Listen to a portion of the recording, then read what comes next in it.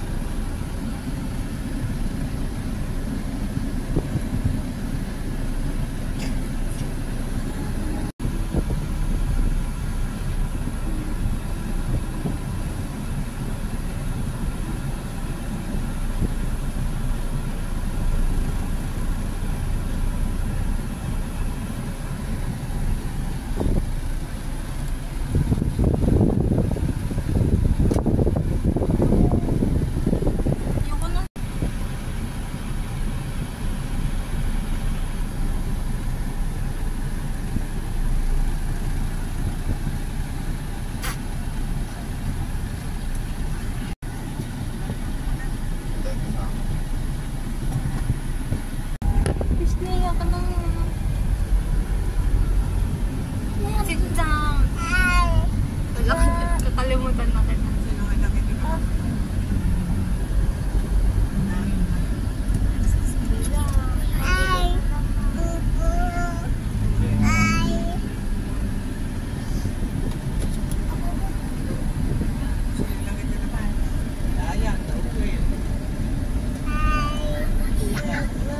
Andun si mama ko.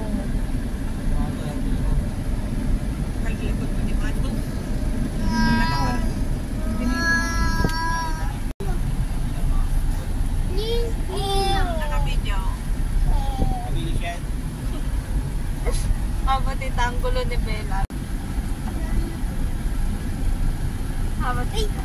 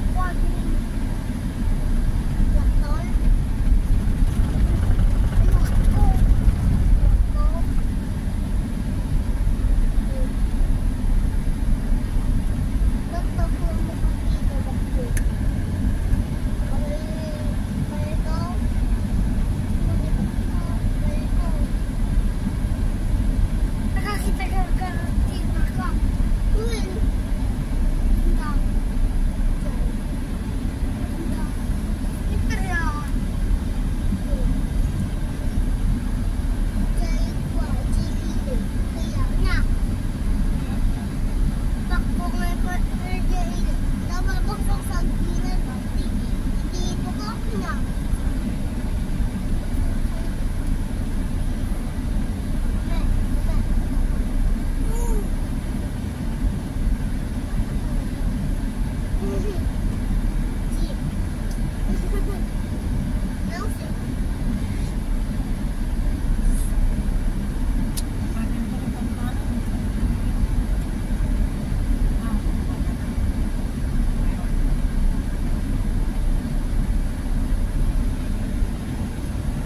tao po sa likod.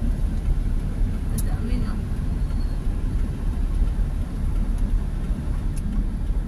Lamig.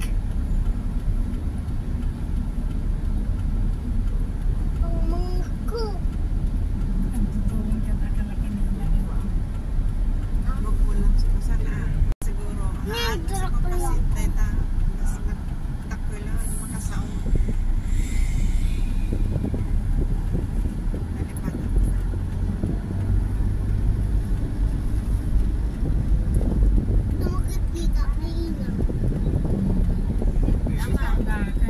Nakakultingan na kami.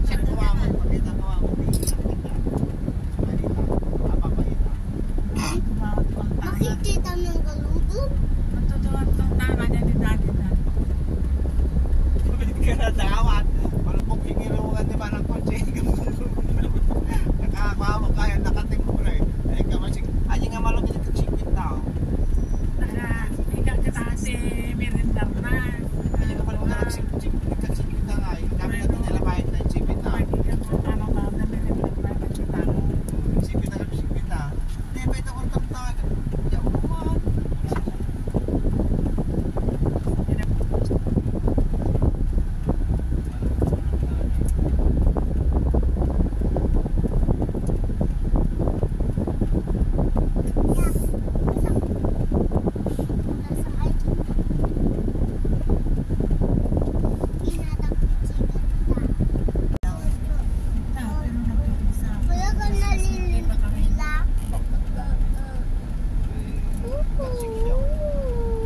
Wala ka nalilila. Ano na? Magagalit si mami dito. Paradas pa yung Aji ko. Aji, naka-bite. Hindi na pang gamit doon. You know, si Bonyak na anak na ni Silata again.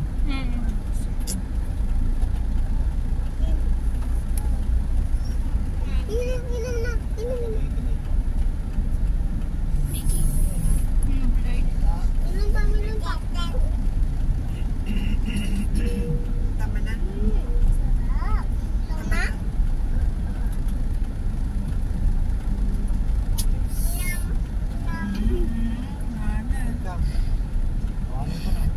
Ubus na. Ubus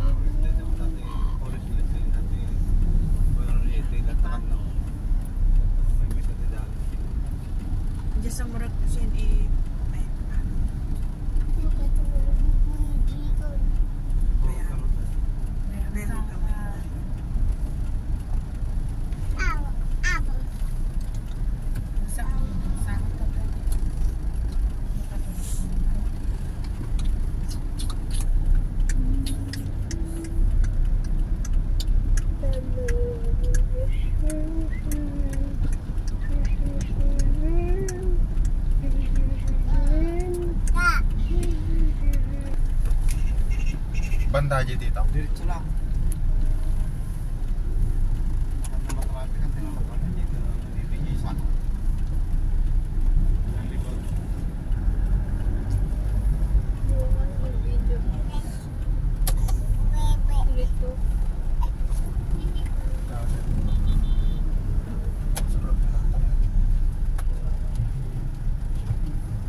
Dapat sinundan mo na yun. Kasi jagay. Dito na lang ako, garot. Tapos magarot to ah.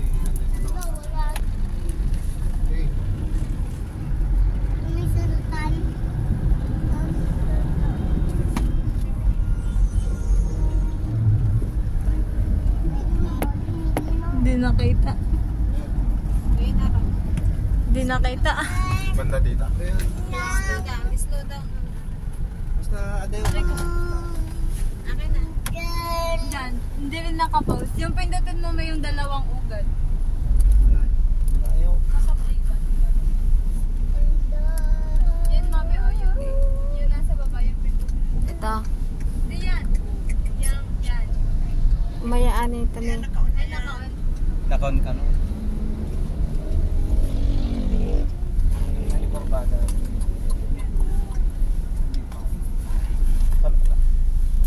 Talyo ko. Anak. Talyo.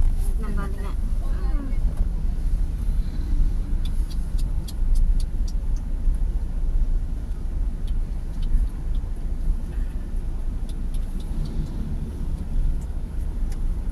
Eh lang. Ano? Diretso mo.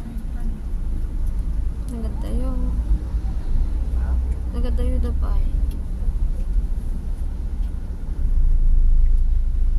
Mama, iso mo.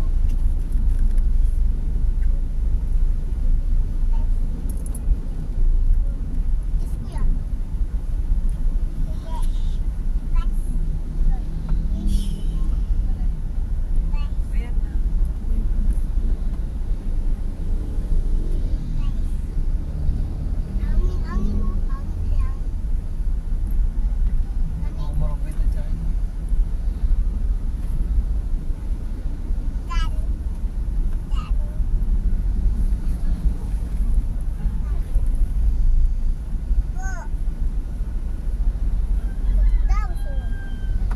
Sombrero ka ah. Suot mo. Sombrero ka. Suot mo. King Hindi naman Ethan. yan. Bitawan mo yung chinelas mo. Lagyan mo sa baba. Ay, di ba tayo lost na? Lala.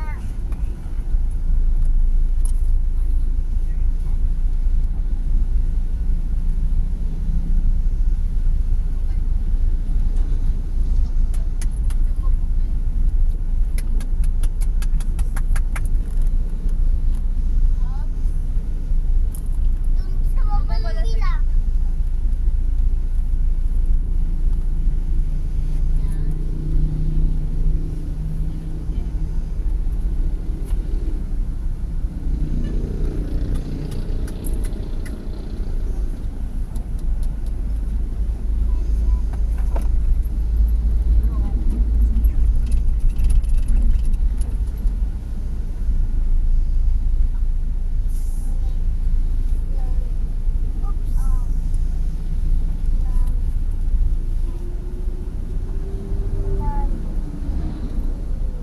Hindi magaya po. Tawas nga ang ko pag itnalo mo. Napusok ka? Ata na iluwan sa nga. May tissue ka?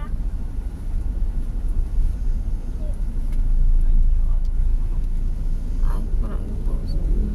Supos mo.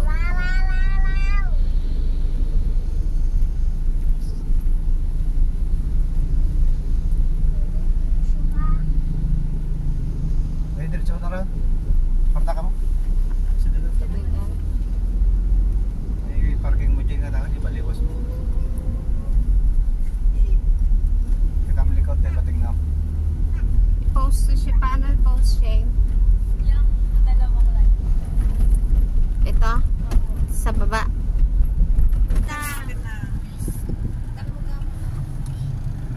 Naka-zoom in lang. Hindi pa nakapress.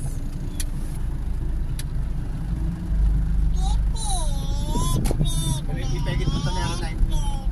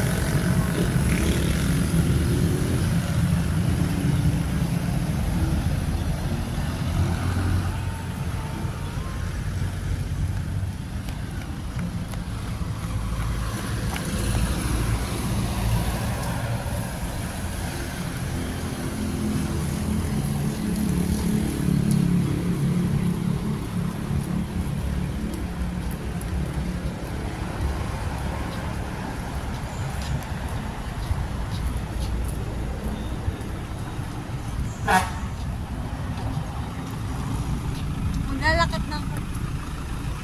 Ay.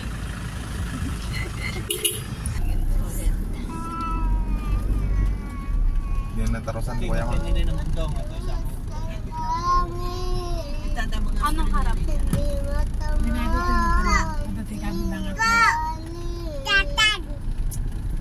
Ano yan, papa? Ito na kapag ni...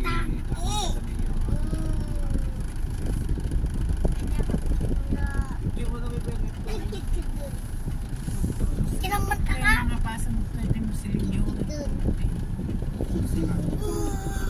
Nanay! Nanay! Ay, nagkama. Kitantan. Hindi na po i-GR.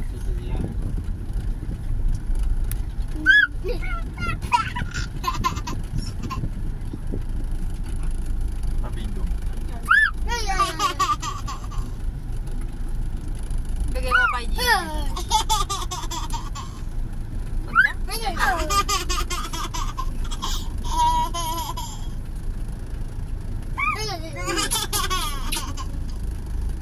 Bulat ako. Ay! Ay!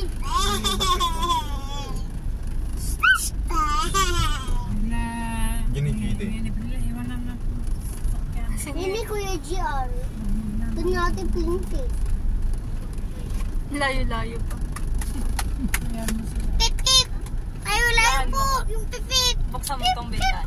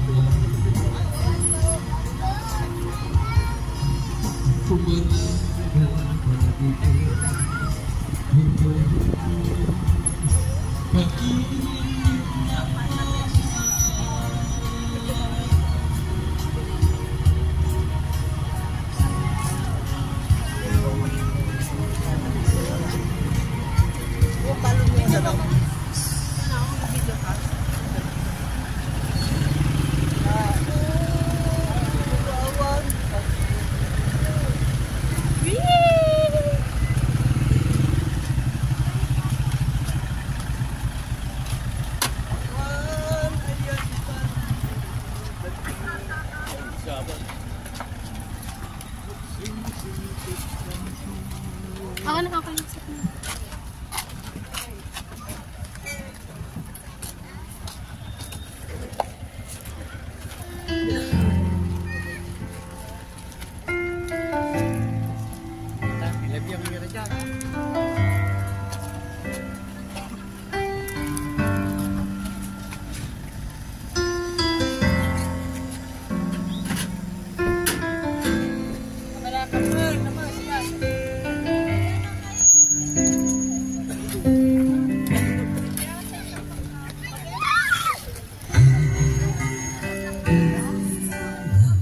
Kay Princess.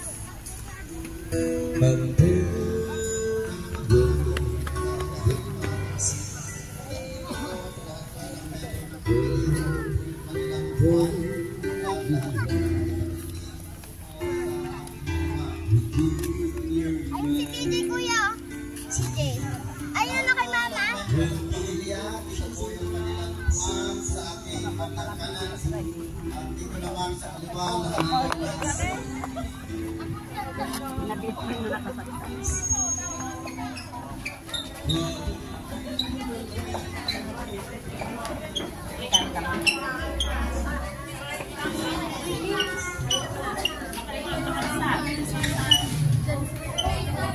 The immediate family, dito po kayo sa harap, mga kapatid.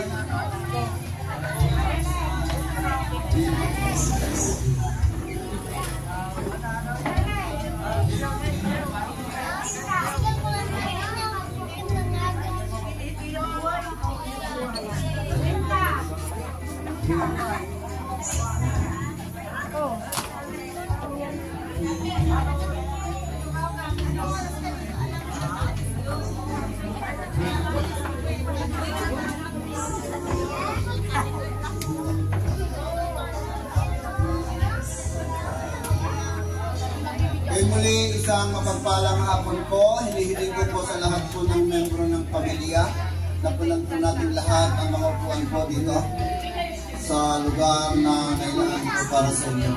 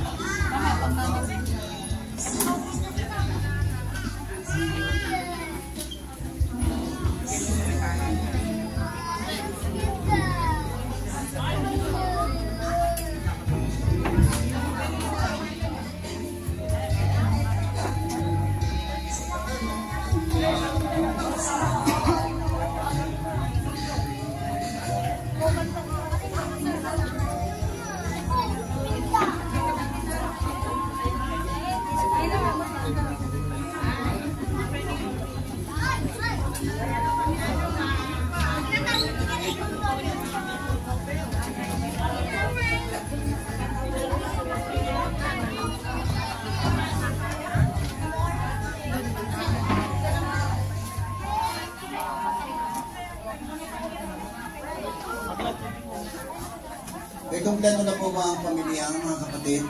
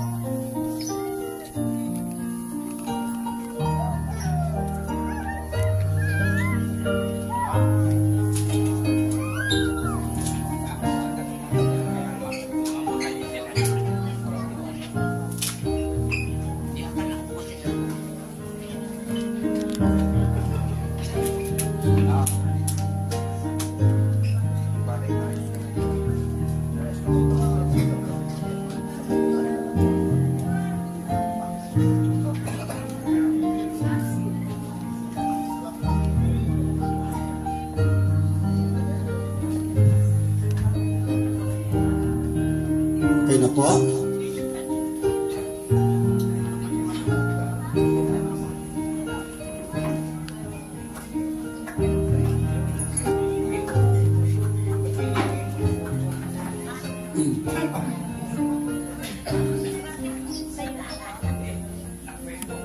Minamahal, inihiling ko na po ang katahimikan sa bawat isa sa atin bilang paggalang sa ating kapatid na namayapa at respeto na rin po sa kanyang minamahal na pamilya.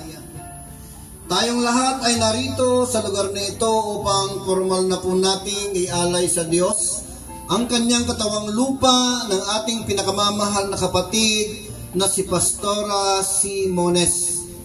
Sapagkat ang Diyos ang siyang tunay na nagmamayari ng ating buhay, siya ang nagbigay, siya lamang ang may karapatang kumuha. Ngunit bago pong lahat ay nais kong ipaabot mula po sa pamunuan ng Forest Lake Memorial Park or Daneta ang taos-pusong pakikiramay sa pamilya ng ating kapatid na namayapa. Naway ang kapayapaan ang sumainyong lahat. Hinihiling ko po sa bawat isa sa atin na tayong lahat po ay tumayo para po sa isang panalangin. Sa ngalan ng Ama, ng Anak at ng Espiritu Santo, Amen, tayo po ay manalangin. Mapagmahal at makapangyarihang Diyos, sa pangalan ng aming Panginoong Jesucristo, kami po ay sumasamo at dumudulog sa trono ng iyong biyaya at habag. Sinasamo ko po sa iyo, Panginoon, ang pamilya ng aming kapatid na namayapa. Nanaway bigyan mo sila ng ibayong kalakasan at katatagan sa kanilang kalooban upang mapaglabanan nilang trahedyang dumating sa kanilang buhay. Pagpalain mo rin, Panginoon, maging ang mga taong dumamay sa kanila. Panatiliin mo sa kanila ang espiritu ng pagdadamayan at pagmamahalan bilang magkakapatid. Lingapin mo, Panginoon, ang pamilya ng aming kapatid na namayapa. Ipagkaloob mo po ang Espiritu Santo sa kanila na siyang mang-aaliw sa kanila sa gitna ng kanilang kapighatian. Bigyan mo po sila ng sapat na lakas upang harapin ang panibagong hamon ng bukas. Ito po ang aming samot panalangin sa pangalan ni Jesus. Amen. Tayo na pong lahat ay makakaupo, mga kapatid.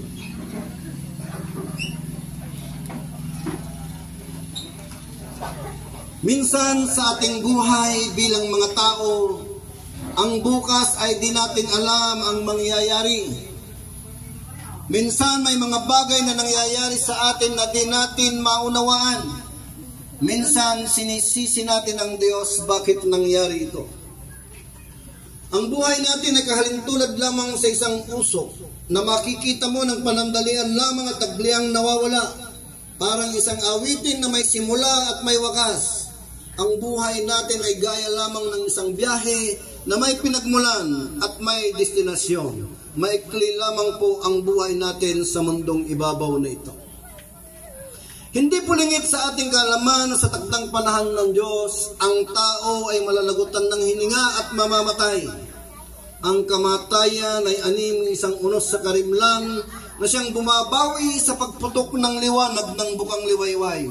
Ang kamatayan ay isang tanikalang gumagapos sa pangarap ng bawat isang nilalang. Sari-sari ang kamandag at bitag ng kamatayan. Marahil ito ay dahil sa pagtanda, Marahil ito'y sanhi ng malubhang karamdaman o kaya ay dahil sa isang aksidente at kalamidad sa mundong ito. Walang makakapigil sa kamatayan. Kapag tinakda na ng Diyos ang kamatayan ng bawat isa sa atin, wala na po tayong magagawa kundi tanggapin ang tinadhana ng may kapal. Ang Diyos ang nagbigay, siya lamang ang may karapatang kumuha. Mga kapatid kong minamahal bilang lingkod ng Diyos sa hapong ito, nais ko pong imulat ang isipan at puso ng bawat isa sa atin ngayon na ang buhay natin ay hiram lamang sa Diyos, na sa oras na gustuhin ng nagbigay, na kukunin ay wala po tayong magagawa. Batid ko rin na tayo ay nanggaling sa iba't ibang grupo. At marahil iba't iba rin ang relihiyon nating kinakaaniban. Ngunit ang katotohanan, mga kapatid, ay iisa lang ang Diyos na ating sinasamba at pinaglilingkuran. Iisa rin ang Biblia na ating ginagamit. Ngunit ang nakakalungkot, mga kapatid kong minamahal, at ito'y masakit pakinggan, maraming mga taong nagsasabing mayroon silang Diyos, ngunit hindi po nila pinaniniwalaan ang banal na salita ng Diyos, which is the Bible. Dahil ang pagkasabi ng marami, ang Biblia daw ay ginawa lamang ng tao. Tama po na ito'y ginawa ng tao, ngunit mga taong kinasihan ng Espiritu ng Diyos. At nais kong ipaalam sa inyo na ang Biblia ay isang batayan ng ating pananampalataya, mga kapatid. Dito natin malalaman ang katotohanan according to John 8:32. You will know the truth and the truth shall set you free.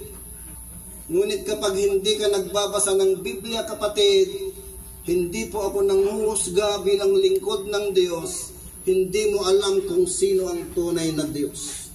At hindi mo rin alam kung saan ka paroroon pag ikaw ay namatay.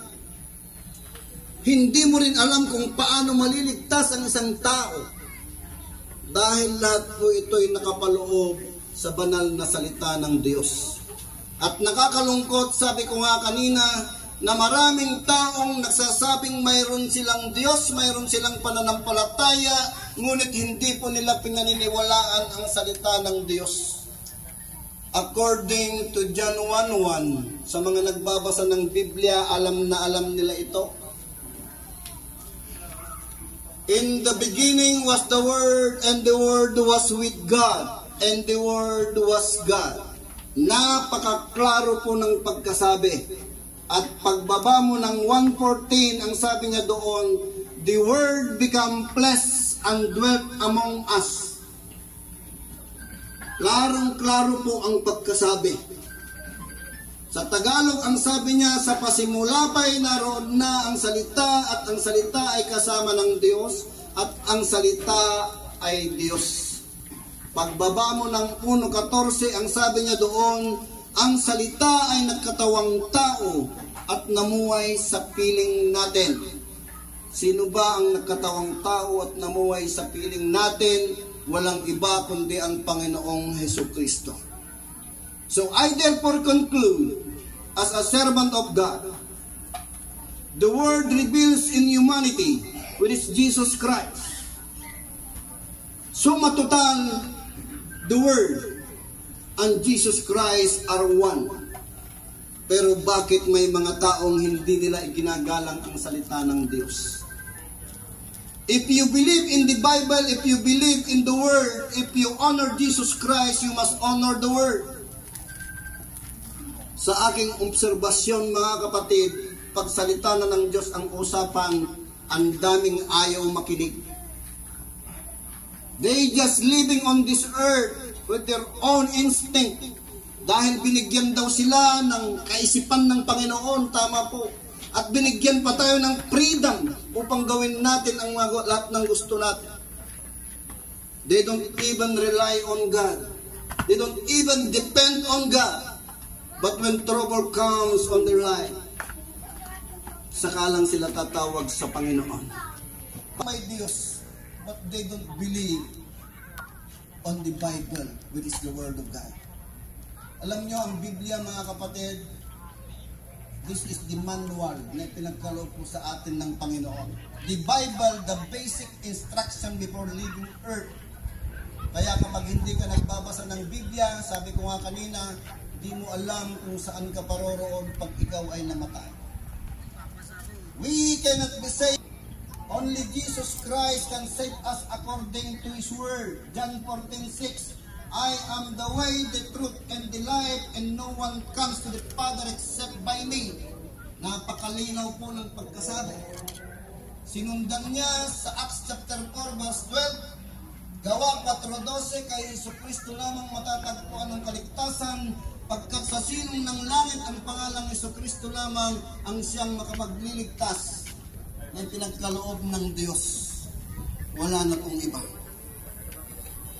Kaya pagdating sa sitwasyong ganito, wala po tayong ibang lalapitan kundi ang Panginoong Hesus.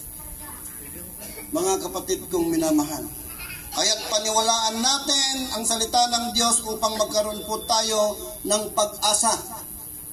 At pagdating ng ganitong sitwasyon, hindi po tayo matatakot na mamatay dahil alam po natin kung saan tayo pupunta. Pakinggan po natin ang salita ng Diyos. Hebrews chapter 9 verse 27, ganito ang kanyang sinasabi, itinakda ng Diyos ang tao na minsang mamatay bago ang paghuhukom. So ibig sabihin, lahat po tayo mamamatay. Lahat po tayo mamamatay, maging sino ka man. Maging ikaw pa yung pinakamakapangyarihang tao. Maging ikaw pa yung pinakamayaman na tao sa mundong ibabaw na ito. Darating ang panahon na mamamatay ka rin. Mamamatay tayong lahat, and we expected that. Ang tanong, pag dumating ba yung puntong yon, nakahanda ba tayong mamatay? Yan ang tanong mga kapatid. At alalahanin natin na huwag nating ipagmalaki ang kalakasan. Kausap mo ang tao ngayon, bukas wala na. Yung nilibing ko kaninang umaga, isang kagawad, pumunta lang sa isang birthday, natulog, hindi na po nagising. Ganon din kaninang hapon, nung sinundan nyo, dahil 3 libing po namin ngayon. Pumasok sa kwarto, nung tignan nila, patay na. Wala man lang bilin-bilin. No? Kaya hindi po natin pwedeng ipagmalaki ang ating mga kalakasan. Kausap mo ang tao ngayon, bukas wala na. Pero sa buhay, sadyang ito'y pinahiram ng Panginoon sa atin. At pagdating ng takdang panahon na kanyang itong babawiin, wala po tayong magagawa, mga kapatid. Marahil kung iisipin natin, nung pinahiram ang buhay na ito'y brand new. Kung iahambing natin sa isang kardero, napakagintab. Paano kaya kung ibabalik natin? Panay uling kaya? O isang naman natin, no? Kaya naman ito sa pinaghiraman natin. Nang ibig sabihin, kinakailangan maging handa tayo sa lahat ng oras kung tayo man pauuin ng Panginoon. As I have said, hindi po natin hawak ang ating buhay. Yung isang substitute mo dito, na engineer ng park na ito, kilala niyo siya. Wala na rin. Nagsaya ng gabi. Pagdating ng alas 12, napigo. Why? Binigyan siya ng kalayaan ng Panginoon, inabuso niya. No? Ay, binigyan tayo ng pag-iisip ng Lord, binigyan tayo ng kalayaan, kaya gawin natin lahat ang nais natin. Yun yung kanilang mga prinsipyong mali. Ang sabi ng Panginoon, may daang matuwid sa mata ng tao, pero kamatayan pala ang tuwid. Ang alam natin, tama yung pala mali. Kaya we must rely on the Word of God. Kinakailangan mag-rely tayo, mag-depend tayo sa Panginoon dahil siya ang may hawak ng buhay natin lahat. Kaya kapag hindi ka nagbabasa ng manual ng buhay, which is the Bible, malapit sa iyo ang disgrasya. Parang bibili ka lang ng cellphone, bibili ka ng laptop, ng gadget, mga sasakyan na bagong-bago. Mayroon pong kasamang manual yan. At sa manual na yon nakapaloob kung paano mo gamitin ng tama ang direction o instruction. Ang problema, mas magaling pa yung bumili kaysa dun sa manual. Mga kabataan, huwag kayong magagalit sa akin kasi marami lang obserbasyon. Bibili ng cellphone na bago. Ang nakalagay dun sa manual, charge first 4 to 8 hours before using. Ang nangyayari, kabibigay pa lang ng resibo, sagaan pa lang, nagtitext na. Hanggang sa kalsada, nagtitext pa rin. Pagtawid ng kalsada, nagtitext pa rin. Hanggang sa mabangga siya. Patay. Ganon din sa mga bumibili ng motor, mga first time na bumibili ng motor, mayroon ding manual ang motor. Ang nakalagay sa manual, mga kapatid, in break in time, kinakailangan ang patakbo mo 20 maximum of 40 kilometers per hour at first 500 kilometers per hour.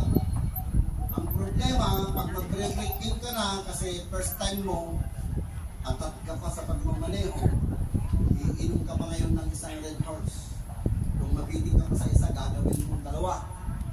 Then, mag-break in ka na. Paglabas mo sa highway, ino-overtaken ka ng gap-gap na motor. Then, iinit na, magpapanting na yung iyong tainga. Habulin mo na ngayon kasi nakainom ka. Nakalimutan mo na yung instruction ng manual. Then, pati street light, papanggain mo. Hindi ko na mapilan ang mga nilibing ko dito na napangga sa poste. Kamurang edad, 16, 14, 20, 21. Dahil sa ganung sitwasyon. Kaya kapag ikaw ay hindi nagbabasa ng manual ng buhay, lumalakad ka sa mundong ito na yung sarili mo lang kaisipan ang iyong ginagamit.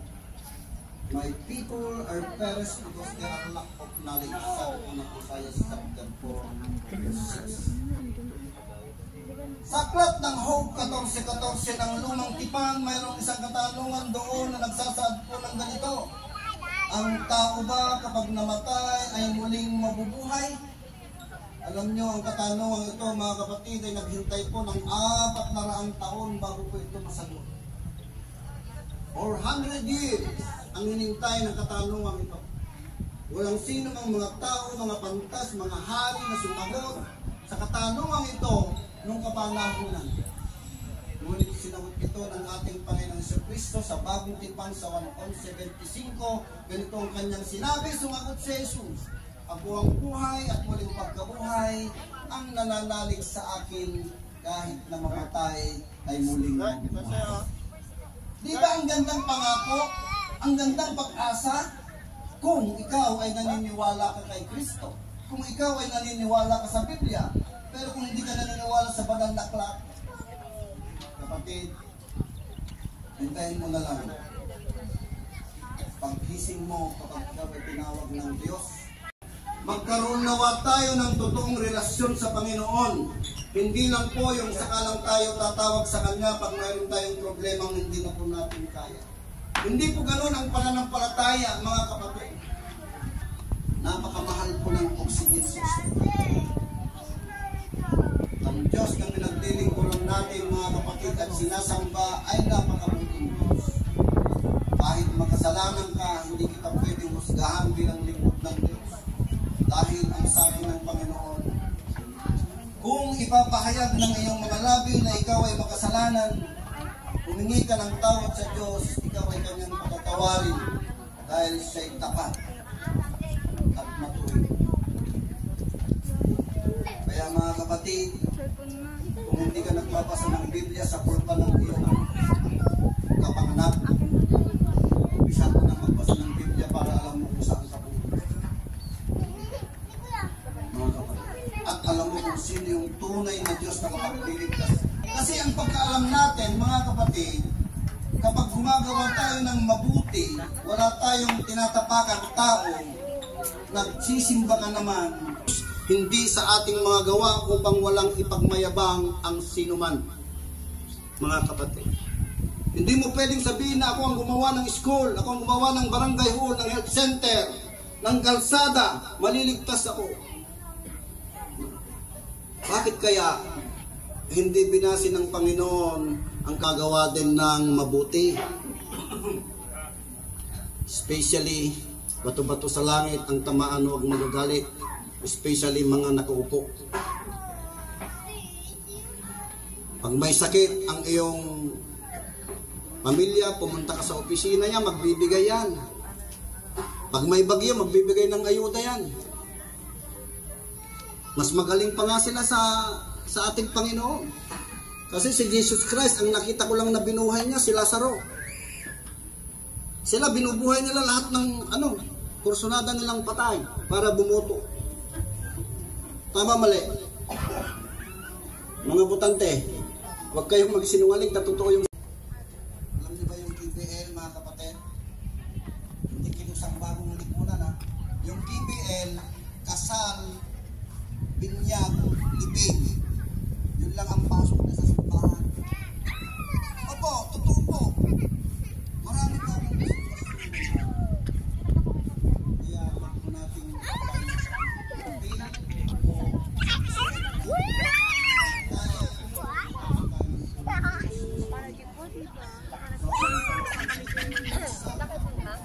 ngayon po ang kamay po ang isa o dalawa yung maghayag ng buhay ng ating mga kapatid at ito na rin po yung oras para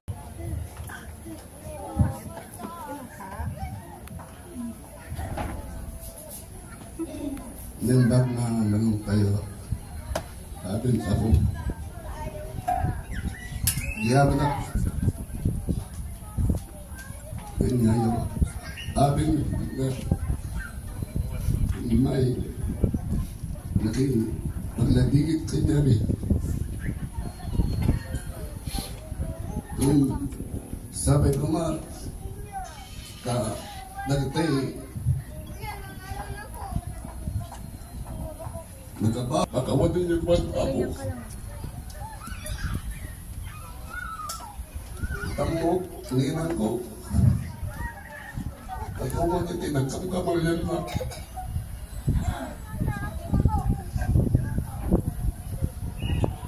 Naman mo ni Pastor tayo na antay walang platatingin ka. Antay kapanggyan niya po.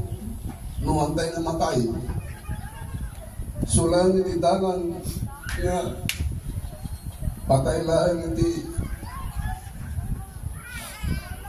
tulad na makapangyay ay di ako. Kutulit manin agyaman ako ulit kaya ako. Thank you, bro. Okay, sino pa po ang gustong magsalita?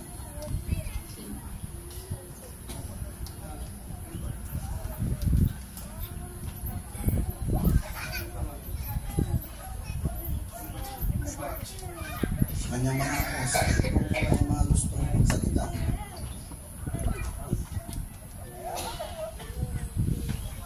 So kayo, sulitin kayo, di ba? Ito nagdinang. Naimbag na manentayaan ako kat kanak tatay actually nagsuwa akong J Kapilian naibaga iti naibaga na iti kahit ko nga naibaga kiniinang nagitihan nga na ko may tatay di J Kapilia kat maulit ko man lang maibaga na niinang may nasungit ngong nagtungong na inang. So ori naman may kasjay, awan ti tao nga perfecto. Dakkel unay ti ayat ni inang kanyami nga apo na nang role na dagiti anak na. Kas kunana ni Papa, yes, nagladingit nung iti tulbang iti pagkakaroon natin ng buhay na walang hanggan is the death dito sa mundong ito. Kat iti we will surely treasure the iti good memories nga indad na kanya miniinang nagladingit, nagrigat ng kas ay ti may isa nga nabasa nga libro iti stay tayo ti lubong ay nagasat tayo it numaabot tayo iti 70 years. So agiji succeeding years from that 70 na stay tayo nga blessing agent kini Apo Dios. Kat ni Inang 91 years old na, she's really blessed. Apo, no? Baka nasa iyo yung last will testament. Okay, alam niyo ang lola, napaka mapagmahal yan sa mga apo. Nung dumawat ka ti balon mo, inaon ti kwartam nga apo ake, oray balbali sumsuman na jay panyo ake, ikad na, nagulguling na. 5 po ang apo ko. Harap-harapan kami sa simbahan. Sa akin humihingi yung mga apo. May tatay naman sila, may nanay sila. Bakit sila sa akin humihingi? Bakit? Kasi pag humingi sila sa mga papa nila, mga nanay nila, magangad na pa'y isao. Itilulak yung lulo, uray mo inyo isaw-sawan. Napunpunipunan tidong mo, dagiti apo. Kaya kayong mga may anak na wala pang malugang, bagayon ta mga asawa data, ang pinakamagandang parte ng mga matatanda yung may apo. Doon mo makikita talaga ang yaman ng magpamilya sa apo. Okay? Sino pa po?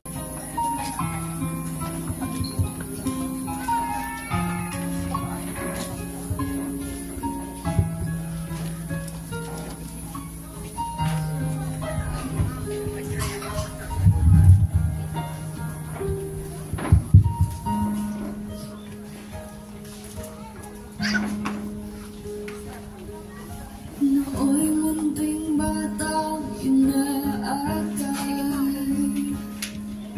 inaalala ang bawat paghapang. Ngayon'y nakatayo sa aking mga paa. Salamat aking nanay, aking tatay. Wala akong sapat na salita, walang tutumbas ng iyong pag-alagay. Ngayon kayo'y matanda na nanghina, ako naman ngayon ang dapat mag-alaga.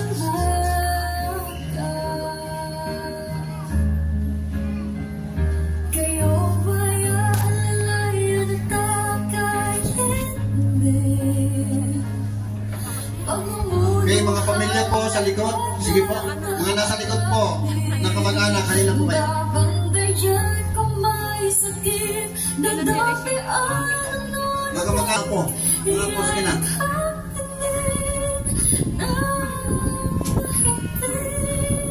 Sunod-sunod na kayo.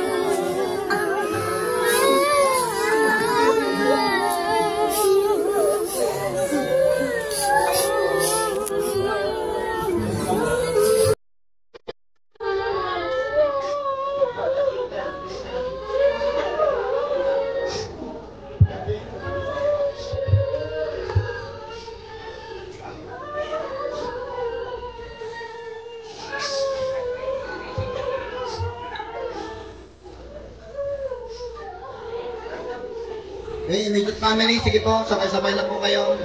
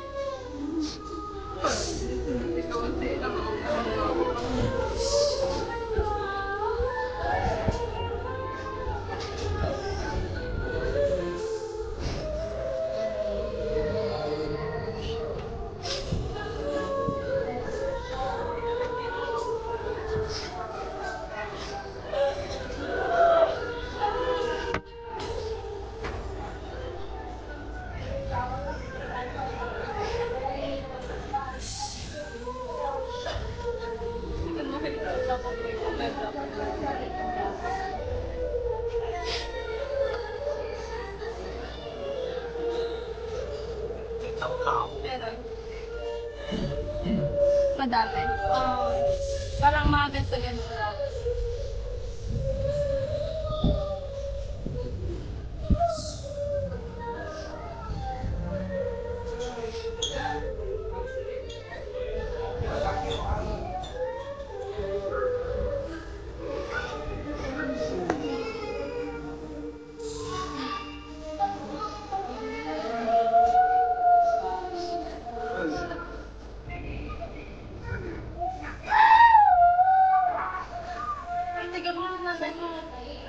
Wala akong nakal.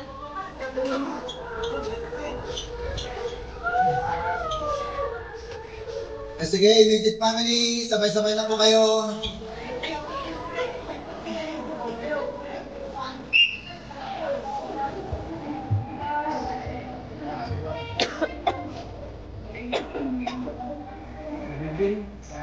Ayun, English.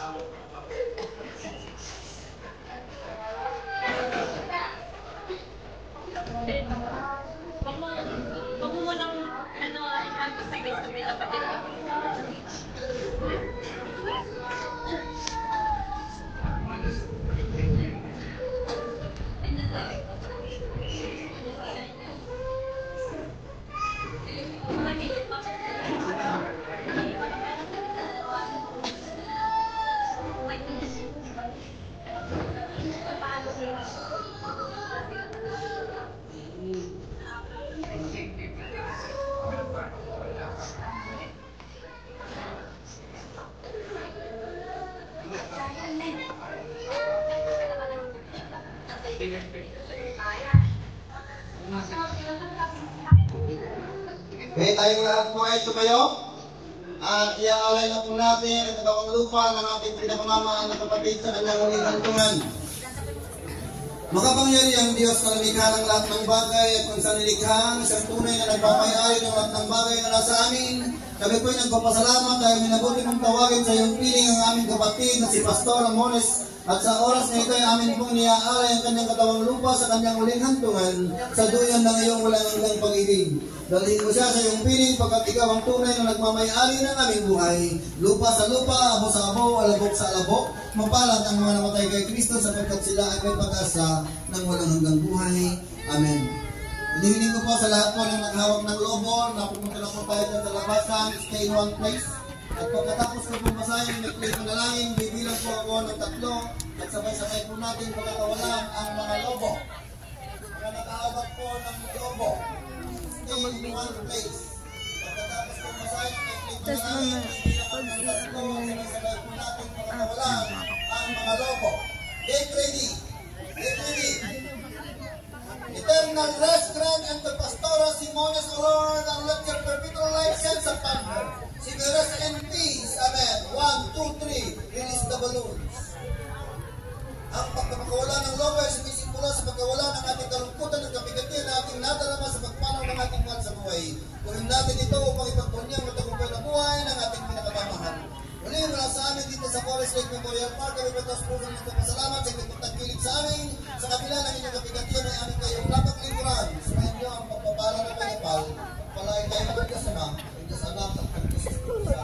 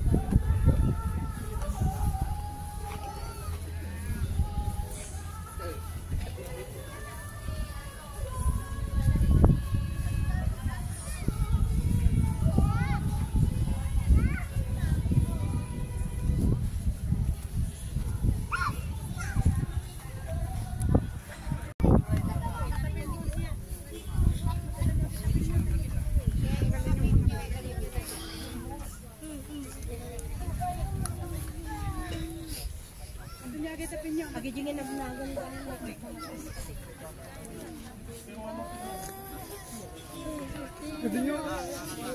Tapin nyo, tapin nyo required yan niya. Pagigipin nyo.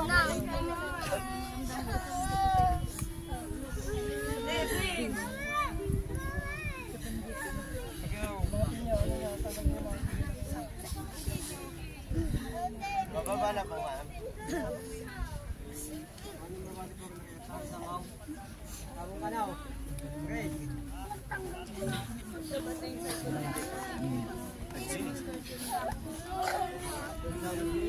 Meron pa.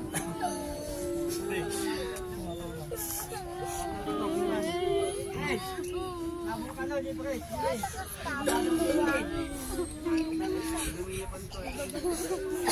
Mas nag-take ka to na niya. Naman ang pan. Ay, pen na yung pen daw, pen. Tagal na naman. Mamaya sa iyo yun. Wala kang pwede na pen lang. Mamaya pagbaba na.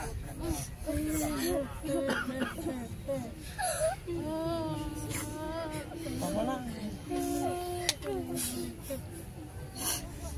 Babay na. Babay na.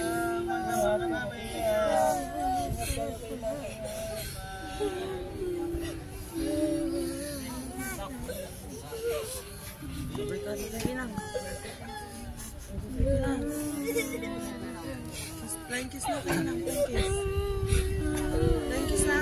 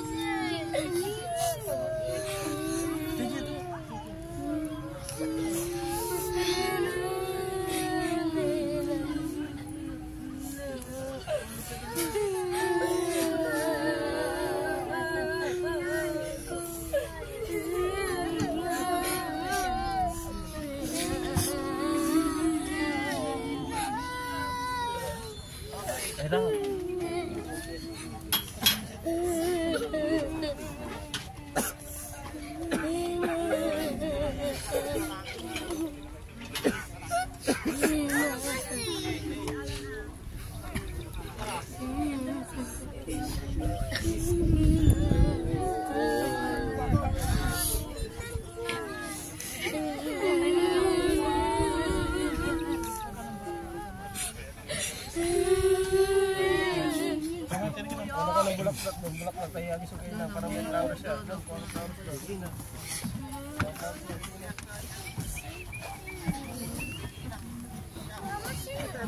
pati yung pin ko.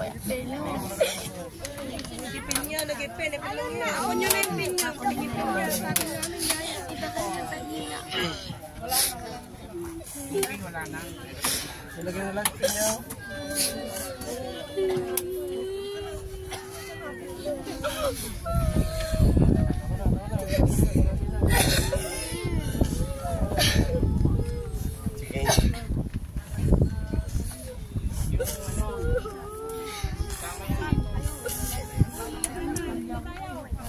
Saan? Talon.